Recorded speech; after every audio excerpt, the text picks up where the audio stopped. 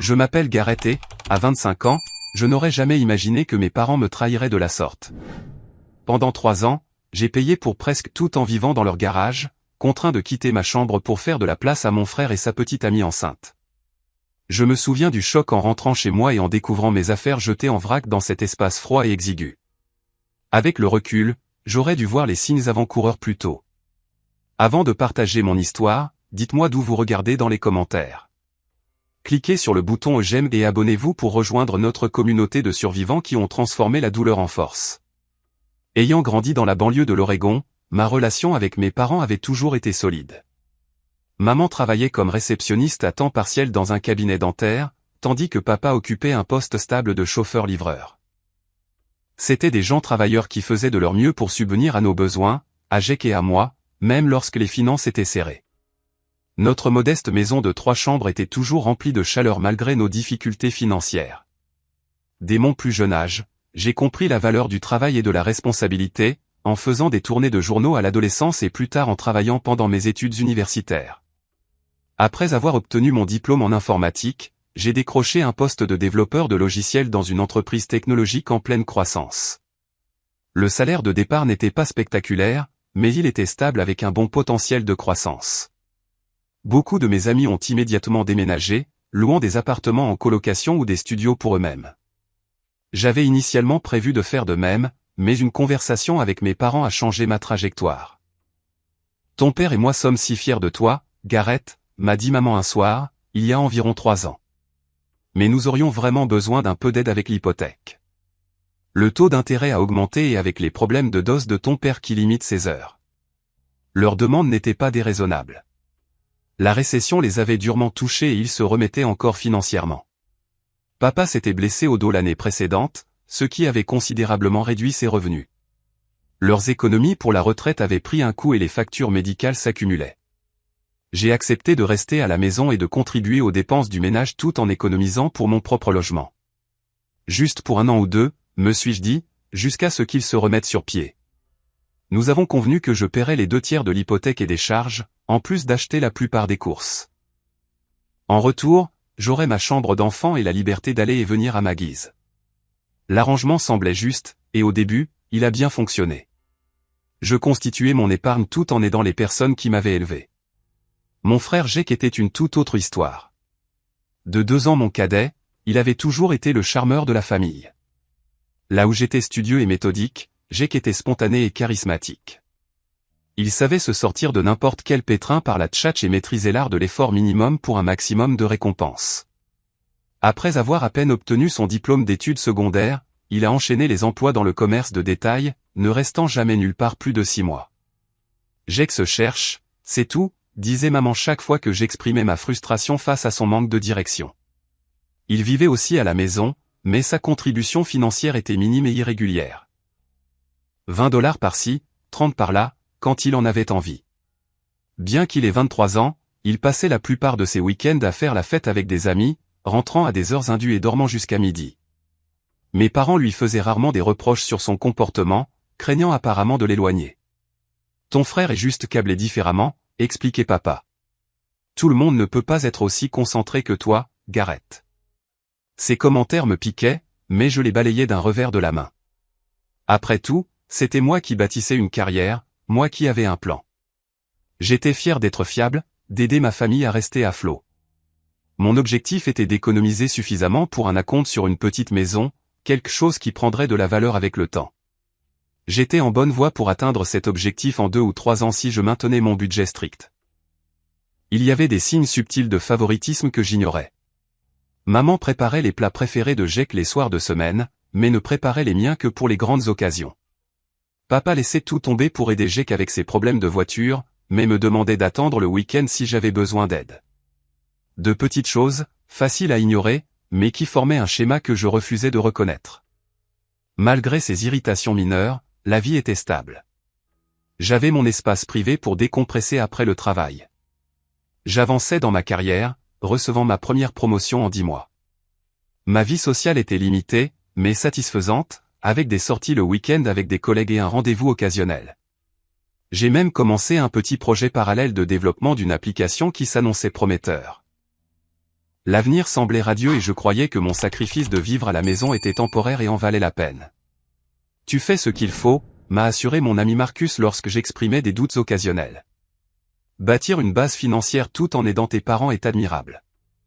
Assure-toi juste de finir par prendre ton indépendance. Je n'avais aucune idée à quel point son avertissement deviendrait prophétique, ni à quelle vitesse mon arrangement confortable se transformerait en un cauchemar d'exploitation et de manque de respect. Le premier frémissement dans l'harmonie de notre foyer est survenu un mardi soir apparemment ordinaire. Jake a fait irruption par la porte d'entrée pendant le dîner, un sourire inhabituel étalant sur son visage. Il nous rejoignait rarement pour les repas, donc sa seule présence signalait quelque chose d'important. « J'ai une grande nouvelle », a-t-il annoncé en tirant une chaise et en se servant de la lasagne que j'avais rapportée. Nathalie est enceinte. Vous regardez un futur papa. Ma fourchette s'est figée à mi-chemin de ma bouche. Nathalie était sa dernière petite amie, une petite blonde avec un penchant pour le drame qui travaillait comme barista. Ils sortaient ensemble depuis à peine 4 mois, et leur relation semblait aussi instable que toutes ses précédentes, marquée par des disputes intenses suivies de réconciliations passionnées. « Tu es sérieux ?» haleta maman, sa main volant vers sa poitrine. « Je vais être grand-mère. » Ce qui a suivi fut une scène de jubilation qui m'a laissé perplexe. Papa a sauté sur Jake pour le serrer dans ses bras. Maman essuyait des larmes de joie et les questions sur les dates d'accouchement et les révélations de genre fusaient. Personne n'a posé les questions évidentes. Comment Jake subviendrait-il aux besoins d'un enfant? Où vivrait-il? Était-ce prévu ou un accident? Au lieu de cela, cette grossesse non planifiée de mon frère chroniquement au chômage était célébrée comme s'il avait annoncé avoir remporté un prix Nobel. C'est une merveilleuse nouvelle, mon fils, a dit papa, en tapant sur l'épaule de Jake. Rien n'est plus important que la famille. J'ai aussi offert mes félicitations, bien qu'avec plus de réserve. Cette nuit-là, je suis resté éveillé à réfléchir à la façon dont cela pourrait affecter la dynamique de notre foyer. Je n'aurais jamais imaginé à quel point ma vie était sur le point de changer radicalement. 2 semaines plus tard, je suis rentré d'une journée de travail particulièrement éprouvante. Une panne de système m'avait retenu au bureau jusqu'à 20h30, et tout ce que je voulais, c'était une douche et le confort de mon lit. Quand j'ai déverrouillé la porte d'entrée, des chaussures inconnues étaient éparpillées dans l'entrée, et le salon était rempli de boîtes. Maman, papa, ai-je appelé, naviguant à travers le désordre. Maman est apparue de la cuisine, une expression étrange sur son visage, entre culpabilité et défensive. Gareth, nous devons parler, a-t-elle dit, en désignant la table de la salle à manger. Papa nous a rejoints, évitant mon regard. Jake et Nathalie emménagent avec nous, a annoncé papa sans préambule. Ils ont besoin de stabilité avant l'arrivée du bébé. D'accord, dis-je lentement, ne sachant pas pourquoi cela nécessitait une discussion formelle. Jake vivait essentiellement à la maison de toute façon, disparaissant juste pendant des jours pour rester à l'appartement partagé de Nathalie. Ils peuvent utiliser la chambre d'amis, non? Le silence inconfortable qui a suivi m'a glacé le sang. En fait, a continué maman, sa voix anormalement enjouée, nous pensons qu'ils ont besoin de plus d'espace avec le bébé qui arrive et tout. Ils auront besoin de place pour un berceau et une table à langer. Alors, nous leur avons donné ta chambre, a terminé papa, croisant enfin mon regard avec un air de défi. Nous avons déménagé tes affaires dans le garage. Nous l'avons aménagé pour toi. Les mots m'ont frappé comme un coup de poing. Ma chambre, l'espace que j'avais entretenu, le sanctuaire où je me retirais après de longues journées de travail à soutenir ce foyer, donné sans consultation. Vous avez fait quoi, ai-je demandé, ma voix à peine audible. C'est déjà fait, a dit maman, me tapotant la main comme pour apaiser un enfant. Viens voir ce que nous avons fait avec le garage. C'est assez confortable. Dans un état second, je les ai suivis à travers la cuisine et par la porte latérale jusqu'à notre garage indépendant. La moitié de l'espace était encore occupée par les outils de papa et des boîtes de rangement. L'autre moitié avait été hâtivement convertie en une chambre improvisée. Mon lit était coincé contre un mur, ma commode contre un autre. Un petit bureau supportait mon ordinateur. Un paravent fragile donnait l'illusion d'une séparation avec les objets du garage. Nous avons mis ce chauffage d'appoint pour l'hiver, a dit papa fièrement, en montrant une petite unité qui semblait terriblement inadéquate pour l'espace non isolé. Et nous avons tiré une rallonge pour tes appareils électroniques. Je suis resté silencieux, assimilant ce qu'ils avaient fait. Le sol en béton était partiellement recouvert d'un vieux tapis. Il n'y avait pas de véritable placard, juste un portant en métal pour suspendre les vêtements. La seule fenêtre était petite et couverte de barreaux de sécurité, offrant un minimum de lumière naturelle ou de ventilation. « Où sont les toilettes ?» ai-je finalement demandé. « Tu utiliseras la salle d'eau du rez-de-chaussée », a expliqué maman. « Et tu pourras te doucher dans la salle de bain principale quand Jake et Nathalie ne l'utiliseront pas. » Mes affaires avaient été emballées à la hâte, avec peu de considération pour l'organisation ou le soin. Les livres étaient fourrés dans des boîtes au hasard, les photos encadrées empilées dans un coin, certaines avec le verre fissuré. Le manque de respect était palpable. « Vous avez fait ça sans me demander », ai-je réussi à dire, luttant pour garder ma voix stable. « Je paie la plupart des factures dans cette maison. »« C'est seulement temporaire », a insisté maman, bien que ses yeux aient fui les miens. « Juste jusqu'à ce qu'ils se remettent sur pied. » La famille doit se serrer les coudes dans les moments importants comme celui-ci. « Et tu n'es même pas là la plupart de la journée », a ajouté papa. « Tu es au travail. Ils ont plus besoin de l'espace que toi. » Avant que je puisse formuler une réponse, des rires ont attiré notre attention vers la maison. Jake et Nathalie traversaient la cuisine, les bras chargés de sacs de course. Ils nous ont aperçus par la porte ouverte du garage. « Oh, salut, Gareth » a appelé joyeusement Jake. « Merci pour l'amélioration de la chambre, frérot. » Nathalie adore l'espace de rangement supplémentaire. Nathalie a fait un petit signe de la main, sa main libre reposant sur son ventre encore plat. La chambre de bébé sera magnifique une fois que nous l'aurons peinte. Je pense à un vermante. Ils ont disparu à l'intérieur, me laissant debout dans ma nouvelle maison. La réalité de ma situation s'imposant avec un poids écrasant. L'espace qu'ils appelaient une chambre de bébé était le mien quelques heures auparavant. Les murs qu'ils prévoyaient de peindre m'avaient entouré depuis l'enfance. C'est mal, ai-je dit doucement.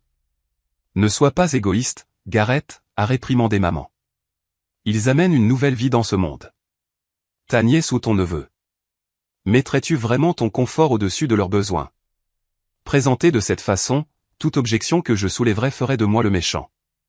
J'ai ravalé mes protestations, hoché la tête d'un air hébété et regardé mes parents retourner à la maison, satisfait que j'ai accepté leur décision. Laissé seul dans le garage froid, entouré des restes de ma vie emballés sans soin, j'ai vécu la première véritable trahison des personnes en qui j'avais le plus confiance. La vie dans le garage s'est avérée tout aussi difficile que je le craignais. Décembre en Oregon a apporté des températures qui chutaient dans les 30 degrés la nuit, et le petit chauffage d'appoint luttait contre les murs pleins de courants d'air et le sol en béton.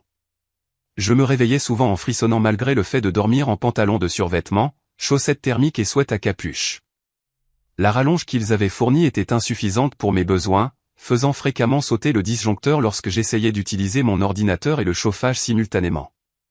L'intimité est devenue un luxe que je ne pouvais plus me permettre.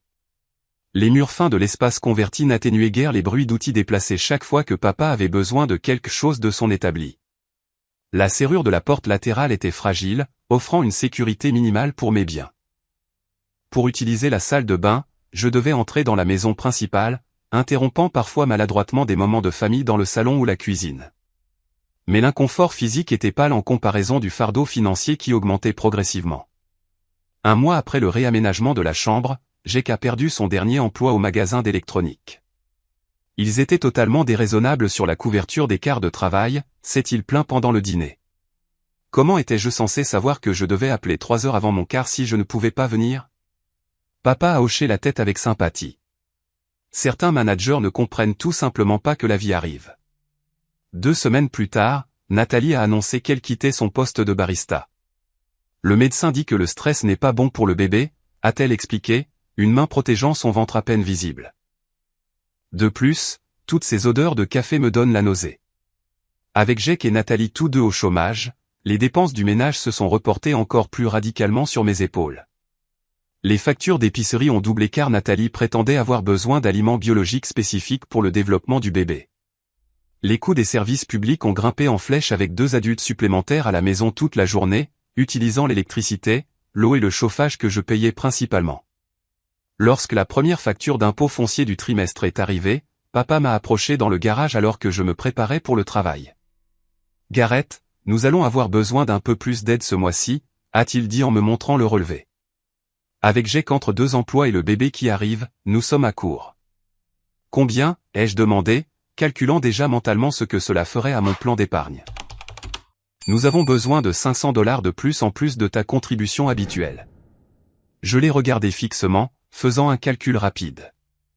Papa, cela signifierait que je paie près de 70% de toutes les dépenses du ménage.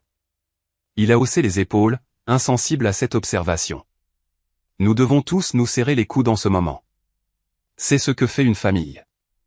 À contre-cœur, j'ai transféré l'argent supplémentaire, regardant mes économies soigneusement constituées commencer à s'éroder. Ce qui avait été initialement présenté comme un arrangement temporaire ne montrait aucun signe de changement. Jake a fait des efforts symboliques pour trouver un emploi, se rendant à des entretiens occasionnels, mais trouvant toujours des raisons pour lesquelles les postes ne convenaient pas. Le commerce de détail est une impasse, a-t-il déclaré après avoir rejeté une offre d'emploi d'un magasin de bricolage. J'ai besoin de quelque chose avec un avenir, tu sais. Pendant ce temps, Nathalie se sentait de plus en plus chez elle, réorganisant les placards de la cuisine à sa guise et laissant ses affaires personnelles éparpillées dans les espaces communs. Elle a pris l'habitude d'utiliser mes produits de douche haut de gamme chaque fois que je les laissais dans la salle de bain, prétextant que le cerveau de grossesse la rendait oublieuse quant à savoir quels articles étaient les siens. Mes tentatives d'établir des limites se sont heurtées à la résistance et aux accusations. Sérieusement, Gareth, ce n'est que du shampoing, a lancé Jake quand j'ai mentionné le problème. Veux-tu vraiment que ma petite amie enceinte utilise des produits bon marché avec des produits chimiques? Des objets personnels ont commencé à disparaître de mon espace de garage. Mes écouteurs sans fil ont disparu pour réapparaître des semaines plus tard en possession de Jake. Je pensais que tu avais dit que je pouvais les emprunter, a-t-il insisté lorsqu'il a été confronté. Je n'ai jamais dit ça. Eh bien, le cerveau de grossesse doit être contagieux parce que j'aurais juré que tu l'avais fait. L'horaire de la salle de bain est devenu un autre point de discorde. Bien que nous ayons convenu que j'aurais accès entre 7h et 7h30 chaque matin avant le travail, je trouvais fréquemment Nathalie occupant la douche pendant mon temps imparti. Les nausées matinales étaient son excuse standard, bien qu'elle semblait étrangement programmée pour coïncider précisément avec mon temps de salle de bain. Après 3 mois de vie dans le garage, j'ai tenté d'avoir une conversation rationnelle sur l'équité et la contribution. J'ai choisi un dimanche après-midi où tout le monde était à la maison, présentant une proposition raisonnable de partage des responsabilités.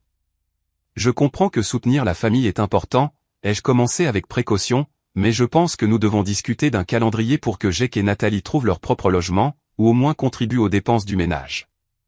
La réaction a été immédiate et hostile. Je n'arrive pas à croire à quel point tu es égoïste, a dit maman, son expression déçue. Ton frère se prépare à devenir père. Ne te soucies-tu pas du tout de ta nièce ou de ton neveu?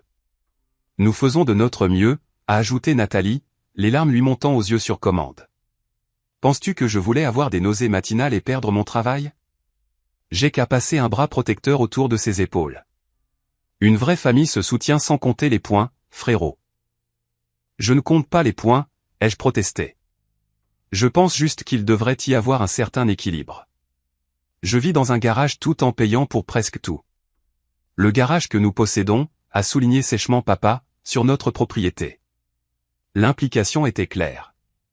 Malgré mes contributions financières, je n'avais aucun droit réel de négocier. La conversation s'est terminée par mes excuses pour avoir contrarié tout le monde, en particulier Nathalie dans son état délicat. Au fil des mois, mon ressentiment a grandi en même temps que ma pression financière. Mon objectif d'épargne est devenu de plus en plus lointain à mesure que de nouvelles dépenses d'urgence survenaient. Lorsque le chauffe-eau est tombé en panne, j'ai couvert le remplacement de 2000 $. Lorsque l'assurance habitation a augmenté, j'ai absorbé la différence. Tout cela pendant que Jake et Nathalie ne contribuaient à rien au-delà de gestes symboliques occasionnels comme acheter une pizza ou un gallon de lait. La goutte d'eau qui a fait déborder le vase est arrivée 9 mois après le début de cet arrangement, lorsque j'ai découvert que la famille prévoyait une escapade de week-end pour célébrer l'arrivée imminente du bébé. Nous pensons à un joli chalet au bord du lac, m'a dit maman avec enthousiasme. Juste la famille pour profiter de notre dernier week-end tranquille avant l'arrivée du bébé. Ça a l'air sympa, ai-je dit. C'est quand? Le week-end prochain. Nous avons besoin de ta part des frais de location d'ici mercredi. Ça revient à 700 $. J'ai cligné des yeux, surpris. Ma part? 700 $? C'est la plus grande partie du coût, n'est-ce pas? Eh bien, Jake et Nathalie ne peuvent pas contribuer en ce moment, évidemment, a-t-elle expliqué comme si elle parlait à un enfant, et ton père et moi couvrons la nourriture et les activités. Ai-je même été inclus dans la planification, ai-je demandé. Maman avait l'air mal à l'aise. Eh bien, nous avons supposé que tu serais occupé avec le travail. C'est vraiment plus pour les futurs parents de toute façon. Le message ne pouvait pas être plus clair.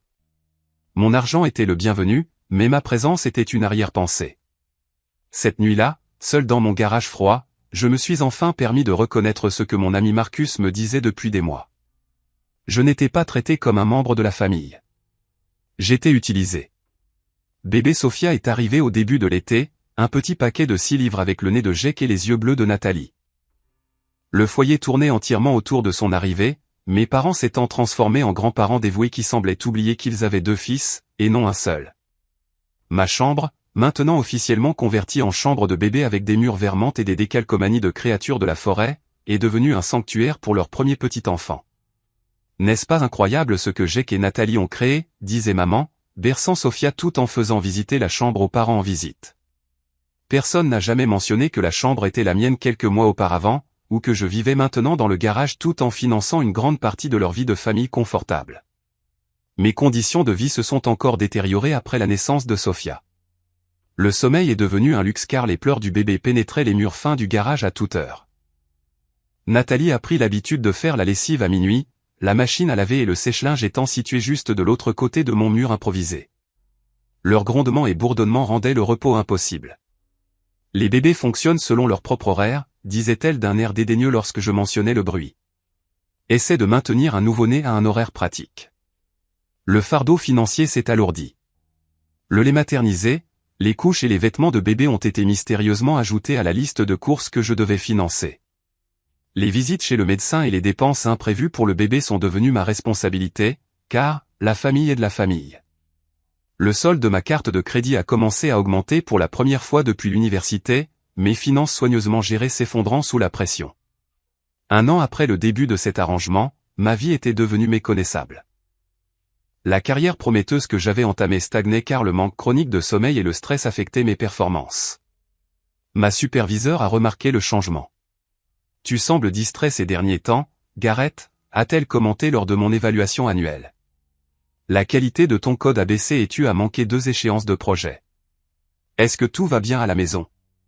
Comment pouvais-je expliquer que ma maison était un garage plein de courants d'air où je dormais sur un lit simple entre des boîtes de rangement et des outils électriques ? Que je subvenais essentiellement aux besoins de 5 personnes avec un seul salaire tout en étant traité comme un locataire indésirable ? J'ai marmonné quelque chose sur des problèmes familiaux temporaires et j'ai promis de m'améliorer. Ma vie sociale s'est complètement étiolée. Mes amis ont cessé de m'inviter après que j'ai annulé trop de fois en raison d'obligations familiales ou de contraintes financières. Les rencontres amoureuses sont devenues impossibles, tant sur le plan logistique qu'émotionnel. Comment pouvais-je ramener quelqu'un dans une chambre de garage ? Comment pouvais-je expliquer ma situation de vie sans paraître pathétique ou stupide ? L'isolement a nourri une dépression croissante.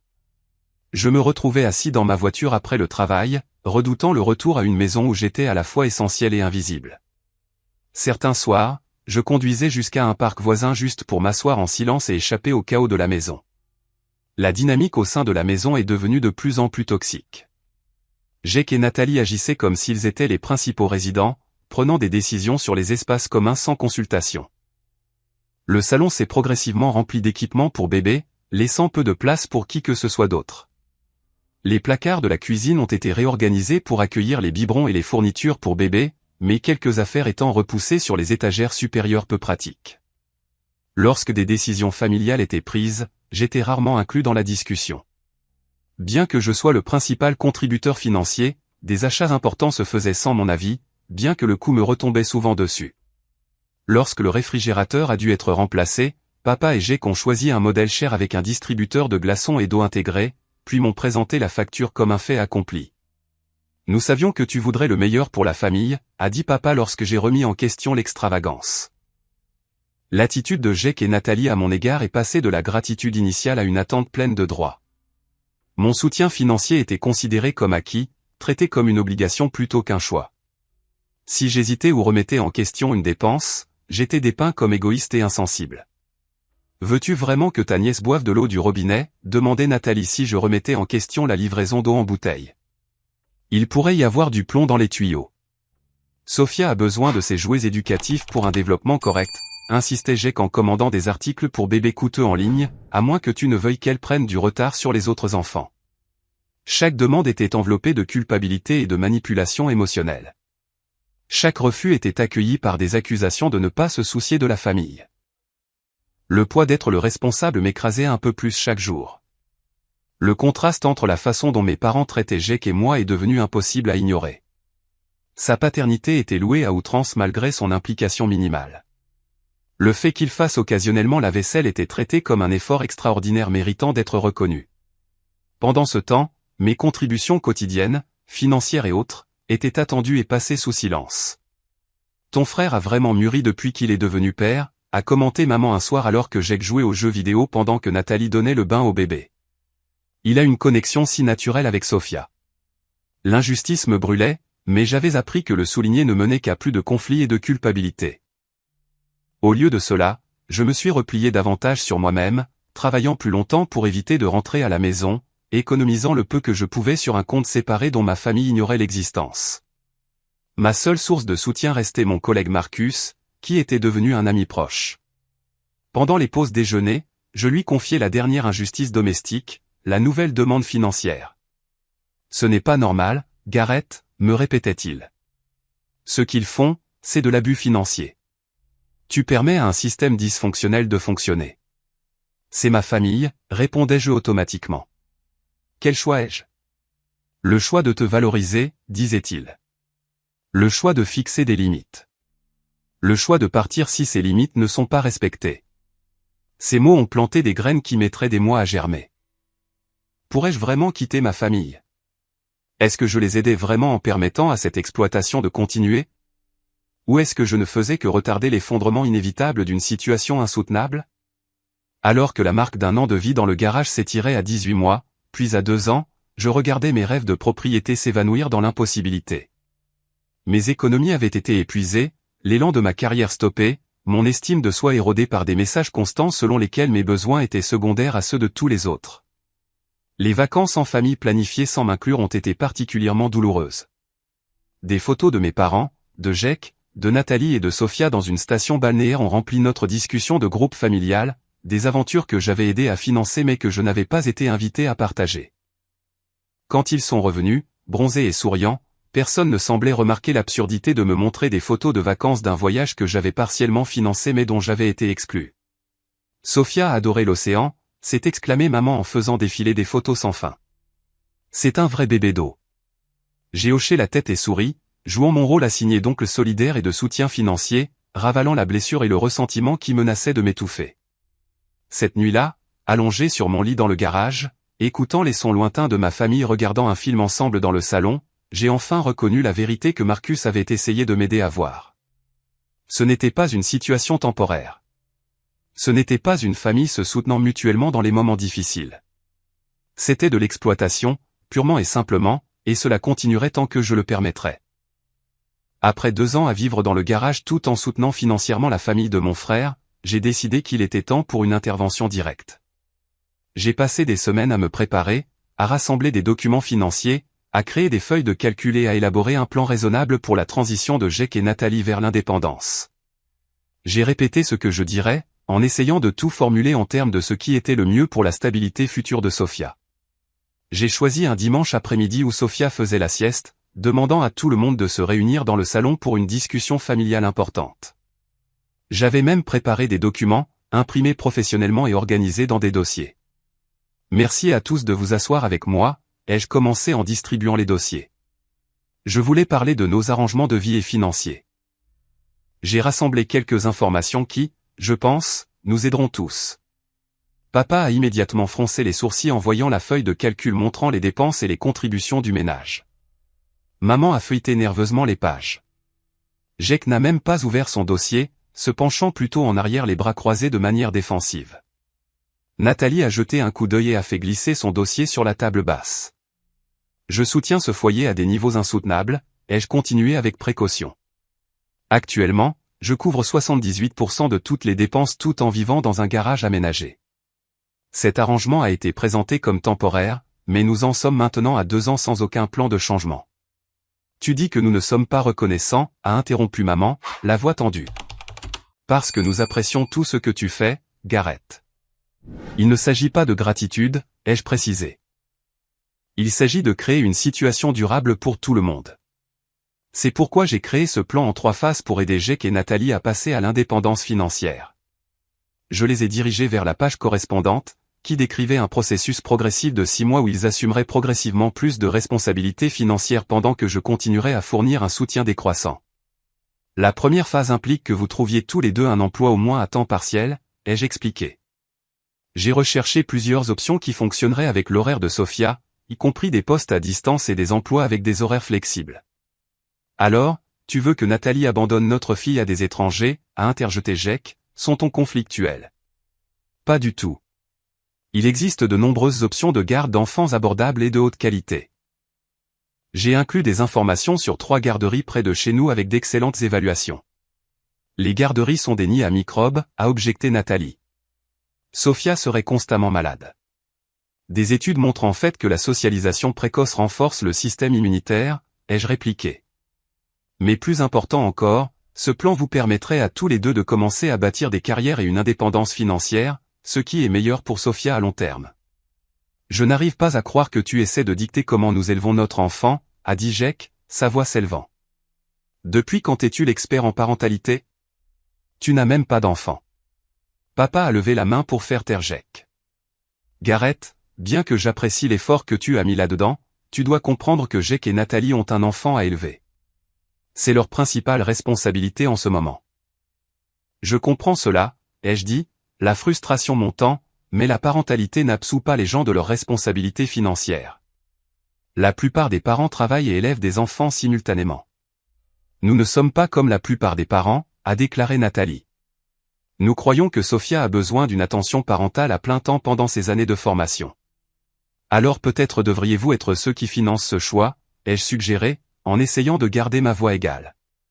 En ce moment, je subventionne effectivement votre philosophie parentale tout en vivant dans un garage. Jake s'est levé brusquement. C'est n'importe quoi. Tu penses que parce que tu as un boulot de bureau, tu peux venir ici et nous dire comment vivre? Tout le monde ne mesure pas le succès par un chèque de paie, frérot. Certains d'entre nous valorisent la famille plus que l'argent. L'implication que je ne valorisais pas la famille m'a profondément blessé. Il ne s'agit pas d'argent contre la famille. Il s'agit d'équité et de respect. J'ai mis ma vie en attente pendant 2 ans pour vous soutenir tous. Personne ne t'a demandé de faire ça, a crié Jake. Tu as offert d'aider la famille et maintenant tu nous le jettes à la figure comme si on te devait quelque chose. Vous me devez quelque chose, ai-je répondu, mon calme soigneusement entretenu se fissurant enfin. Vous me devez un respect et une considération de base. Vous me devez la reconnaissance des sacrifices que j'ai faits. Et oui, vous me devez un plan sur la façon dont cette situation va changer à l'avenir. Nathalie a commencé à pleurer, pile au bon moment. Je n'arrive pas à croire que tu nous attaques comme ça. Nous essayons juste de faire ce qui est le mieux pour notre fille. Maman s'est immédiatement déplacée pour la réconforter. C'est bon, ma chérie. Gareth ne comprend pas les pressions de la parentalité. Il ne s'agit pas de parentalité, ai-je insisté.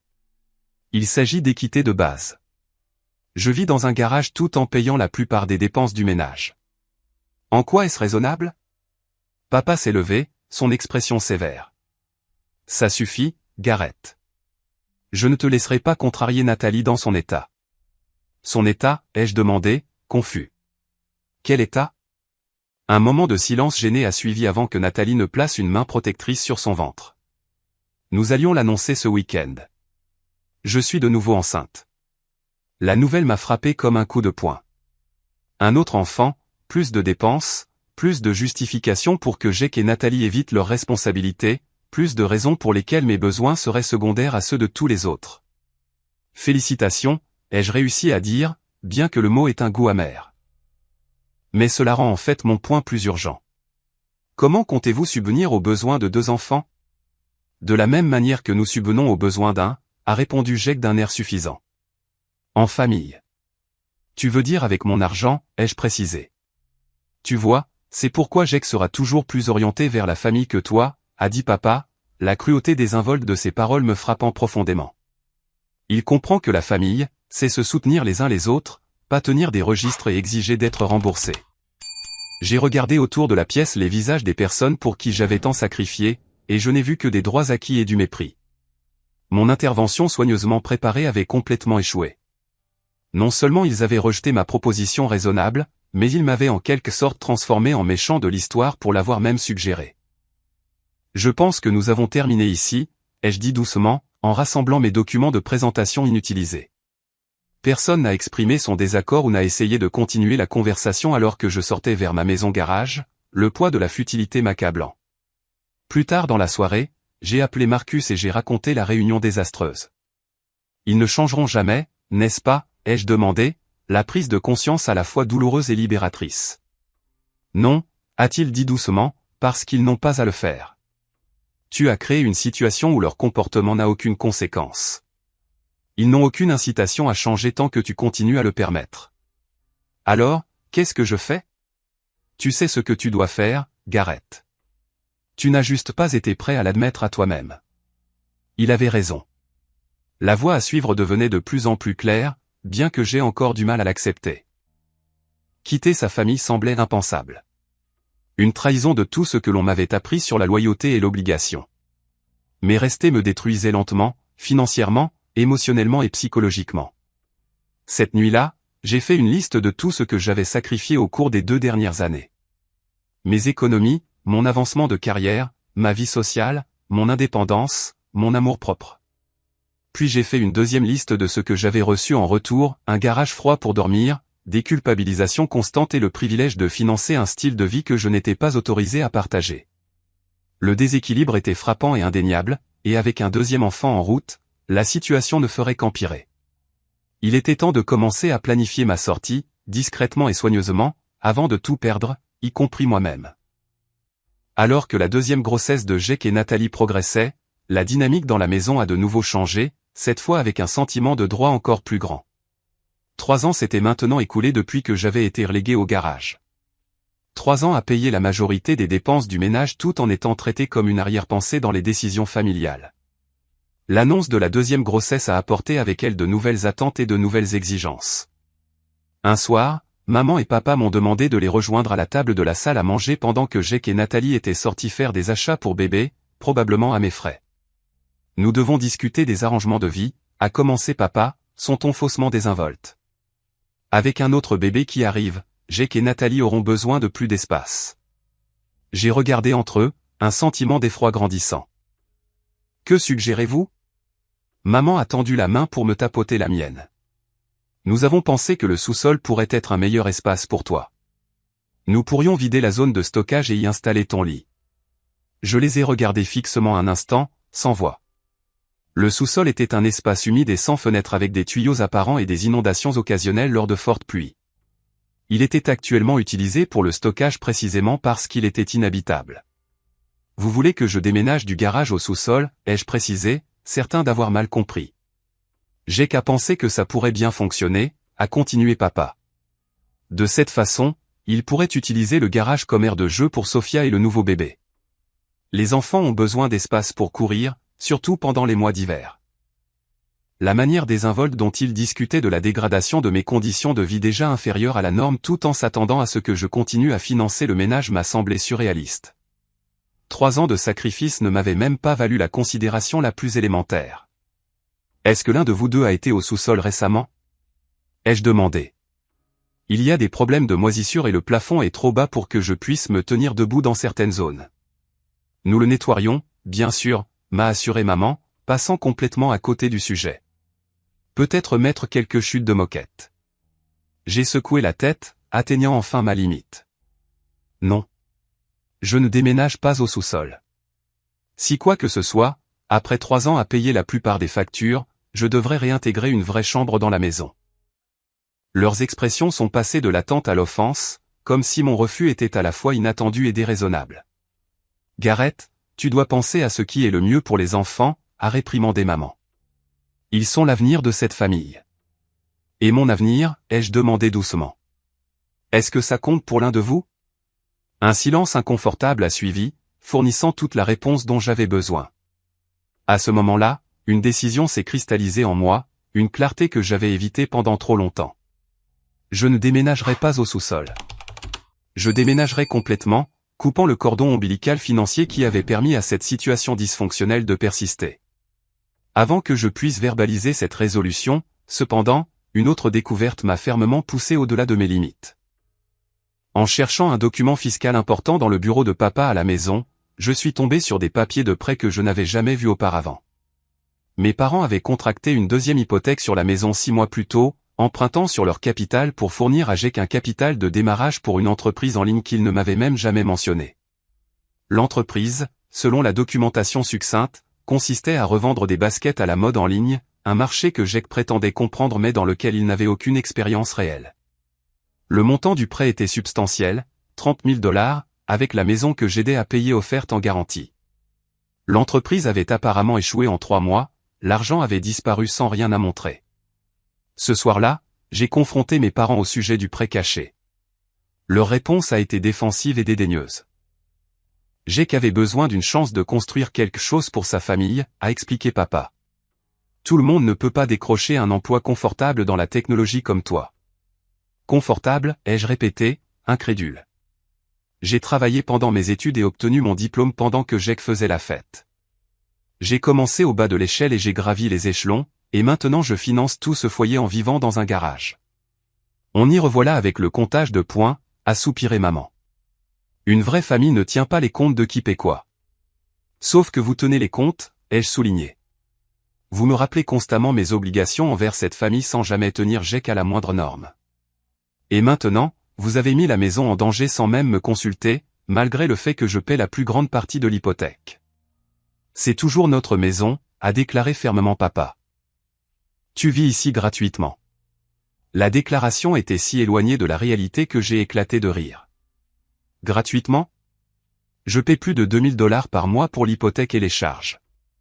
J'achète la plupart des courses. J'ai payé pour le nouveau chauffe-eau, le réfrigérateur et d'innombrables autres dépenses. Dans quel univers est-ce gratuit? Eh bien, si tu es si mécontent de l'arrangement, peut-être devrais-tu trouver ton propre logement, a suggéré maman, ne s'attendant clairement pas à ce que je sois d'accord. Tu sais quoi? Tu as absolument raison. Je devrais. Leurs expressions sont passées de la défensive à l'alarme alors qu'ils réalisaient que j'étais sérieux. Attends, Gareth, ne sois pas pressé, a rétropédalé papa. Nous pouvons discuter davantage de la situation du sous-sol. Il ne s'agit pas du sous-sol, ai-je dit, ma voix stable avec une nouvelle résolution. Il s'agit de 3 ans à être exploité tout en étant fait sentir égoïste pour avoir des besoins et des attentes de base. J'en ai fini. Je suis sorti de cette conversation avec un poids en moins sur les épaules. La décision avait été prise. Maintenant, je devais l'exécuter avec soin et complètement. Au cours des 2 semaines suivantes, j'ai tranquillement mis mon plan à exécution. J'ai trouvé un appartement d'une chambre à l'autre bout de la ville, signant le bail pendant ma pause déjeuner. J'ai ouvert un nouveau compte bancaire dans une autre institution financière et j'ai commencé à transférer mes fonds. J'ai créé un inventaire détaillé de mes biens pour m'assurer que rien ne serait accidentellement réclamé par Jake ou Nathalie. J'ai réservé un camion de déménagement pour le samedi suivant, le programmant à une heure où je savais que tout le monde serait à la maison. Ce ne serait pas une sortie discrète. Elle devait être claire et sans ambiguïté. Lorsque le camion s'est garé devant notre maison ce samedi matin, la famille était réunie dans le salon. Sophia jouait avec des blocs sur le sol. Jake et Nathalie discutaient de prénoms de bébés et mes parents offraient des suggestions. La scène domestique aurait pu paraître saine à un étranger ignorant le dysfonctionnement sous la surface. « Que fait ce camion ici ?» a demandé papa alors que je passais avec une boîte vide. « Je déménage », ai-je répondu simplement. Aujourd'hui. L'annonce a créé un chaos immédiat. Maman a commencé à pleurer. Papa a exigé des explications. Jake avait l'air stupéfait et Nathalie a rapidement rassemblé Sophia comme si mon départ pouvait d'une manière ou d'une autre lui faire du mal. « Tu ne peux pas simplement partir », a protesté maman. « Et le paiement de l'hypothèque due la semaine prochaine ? Et les impôts fonciers qui arrivent ?» Le fait que sa première préoccupation soit financière plutôt qu'émotionnelle en disait long. « J'ai payé ma dernière contribution à ce foyer », ai-je déclaré calmement. « À partir de maintenant, les 4 adultes vivant ici devront trouver comment subvenir à leurs besoins. »« C'est à cause du sous-sol, n'est-ce pas ?» a demandé papa. Nous pouvons trouver autre chose. Peut-être aménager la salle à manger pour toi à la place. Il ne s'agit pas de l'endroit où je dors, ai-je expliqué. Il s'agit d'être valorisé et respecté en tant que membre de cette famille, ce que je n'ai pas été depuis très longtemps. Jake a finalement trouvé sa voie. Alors, tu vas juste abandonner ta famille quand nous avons le plus besoin de toi, avec un bébé en route? Je n'abandonne personne. Je choisis d'arrêter de permettre une situation qui est malsaine pour tout le monde, y compris Sophia et votre enfant à naître. Les enfants ont besoin de voir des adultes modéliser la responsabilité et le respect mutuel, pas l'exploitation et le sentiment de droit.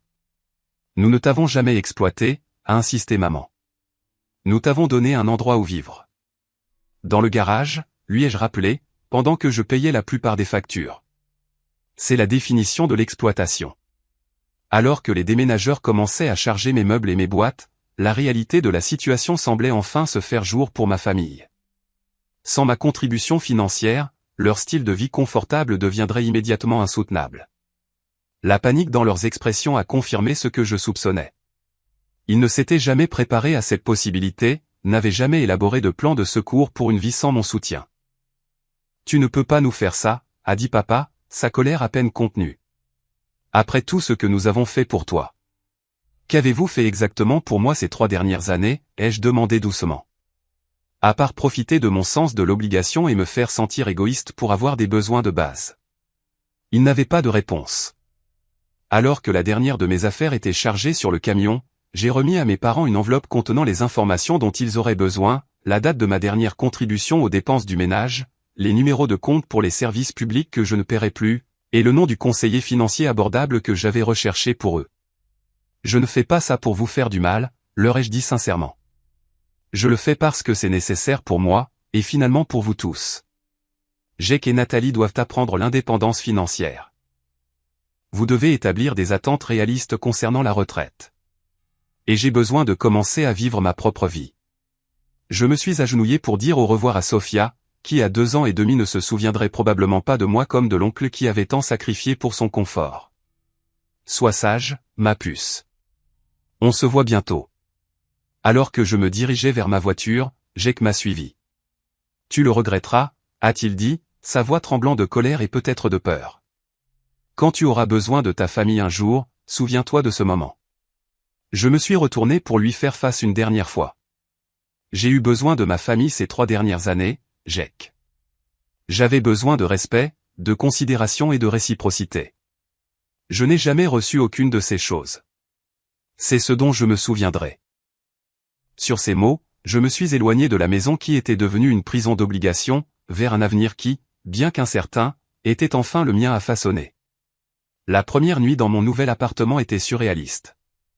L'espace était modeste, un appartement d'une chambre dans un complexe calme avec un parking couvert et un petit balcon.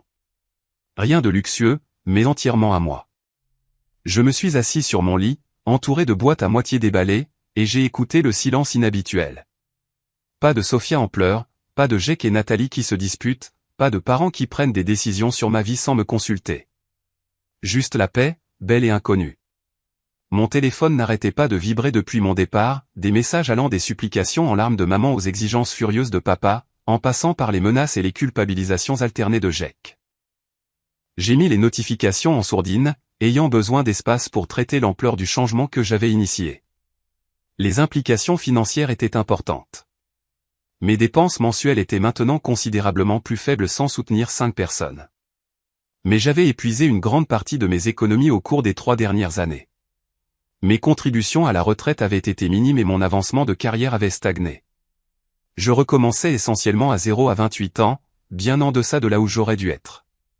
Pourtant, malgré ces défis, je me sentais plus léger que je ne l'avais été depuis des années. La liberté de prendre mes propres décisions, de prioriser mes propres besoins sans culpabilité, valait chaque centime de revers financier. Les retombées de mon départ ont été rapides et prévisibles. 3 jours après mon déménagement, maman a appelé en larmes. Le paiement de l'hypothèque est dû demain, a-t-elle sangloté. Nous n'avons pas assez pour le couvrir. Je suis désolé d'entendre ça, ai-je répondu calmement. Vous devriez peut-être appeler la banque et discuter des options de paiement. Mais c'est toujours toi qui gères ça, a-t-elle protesté. Nous comptons sur toi. Plus maintenant, ai-je dit doucement mais fermement. C'est exactement le genre de dépendance que je ne peux plus soutenir. Des appels similaires ont suivi concernant les factures de services publics, l'argent pour les courses et les dépenses imprévues. Chaque fois, j'ai maintenu la même limite, je ne serai plus la solution financière à leurs problèmes. 2 semaines après mon départ, papa s'est présenté à mon appartement sans prévenir. Son expression était un mélange de colère et de désespoir. Ça a assez duré, a-t-il déclaré lorsque j'ai ouvert la porte. Ta mère est folle d'inquiétude. Jake et Nathalie n'arrivent pas à joindre les deux bouts. Tu dois revenir et remplir tes responsabilités envers cette famille. Je l'ai invité à entrer, lui ai offert un café et lui ai calmement expliqué que je ne reviendrai pas, ma responsabilité envers moi-même doit passer en premier maintenant, lui ai-je dit. Pendant des années, j'ai négligé mes propres besoins pour répondre à ceux de tout le monde. Cette période de ma vie est terminée. Alors c'est tout ? Tu abandonnes simplement ta famille quand les choses deviennent difficiles, a-t-il demandé. J'ai soutenu financièrement cette famille pendant 3 ans en vivant dans un garage, lui ai-je rappelé. Je ne suis pas parti quand les choses sont devenues difficiles. Je suis parti quand j'ai réalisé que la situation n'allait jamais changer à moins que je ne la force à le faire. Il est parti en colère et déçu, incapable de voir au-delà de sa perception de moi comme étant égoïste et insensible. Il faudrait des mois avant qu'un membre de ma famille ne commence à comprendre la légitimité de ma position. En attendant, je me suis concentré sur la reconstruction de ma vie. Je me suis jeté dans le travail, obtenant une promotion en 4 mois après mon déménagement. J'ai renoué avec de vieux amis et en effet de nouveaux, élargissant progressivement mon cercle social au-delà de Marcus, qui est resté un soutien indéfectible. J'ai recommencé à sortir avec des filles, timidement au début, puis avec une confiance croissante, à mesure que je retrouvais mon estime de soi.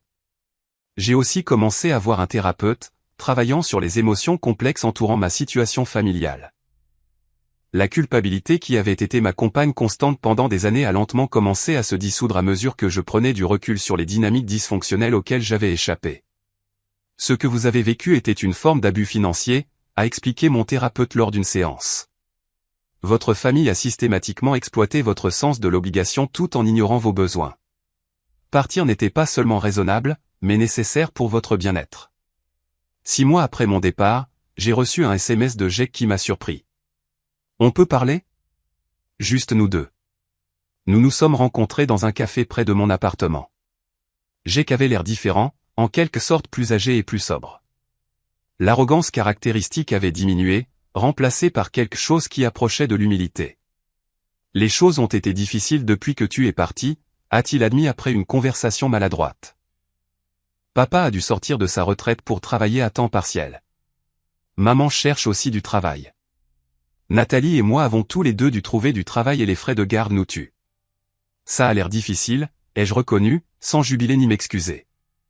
Je ne comprenais pas avant, a-t-il continué en fixant son café. À quel point tu portais tout pour nous tous. C'était plus facile de ne pas le voir, tu sais, de croire que nous méritions ton aide sans rien donner en retour. C'était la chose la plus proche d'une excuse que je m'attendais à recevoir, et je l'ai acceptée comme telle. Qu'est-ce que tu vas faire maintenant, ai-je demandé. Ce que nous aurions dû faire il y a des années. Grandir, prendre nos responsabilités. Nathalie et moi cherchons notre propre logement, quelque chose que nous pouvons réellement nous permettre. Nous avons tous les deux des emplois de débutants. Rien de génial, mais c'est un début. Notre relation a commencé à guérir lentement après cette conversation, non pas pour redevenir ce qu'elle avait été, mais vers quelque chose de potentiellement plus sain, basé sur le respect mutuel plutôt que sur l'exploitation. Mes parents ont mis plus de temps à changer d'avis. Papa a maintenu sa position selon laquelle j'avais trahi la famille en me donnant la priorité. Maman oscillait entre les culpabilisations et les reconnaissances timides que la situation avait peut-être été injuste pour moi. J'ai maintenu des limites fermes avec eux deux, limitant les contacts et refusant d'être entraîné dans des discussions financières. 1 an après mon déménagement, je les ai invités à mon appartement pour le dîner, une rencontre neutre selon mes conditions. Ils sont venus, toujours mal à l'aise avec notre nouvelle dynamique, mais faisant un effort. La conversation a été tendue mais civile. Quand maman a commenté à quel point mon appartement était agréable, j'ai détecté une note de bonheur sincère pour moi sous sa mélancolie. Tu sembles différent, a observé papa alors qu'il partait. Plus confiant. Je le suis, ai-je convenu.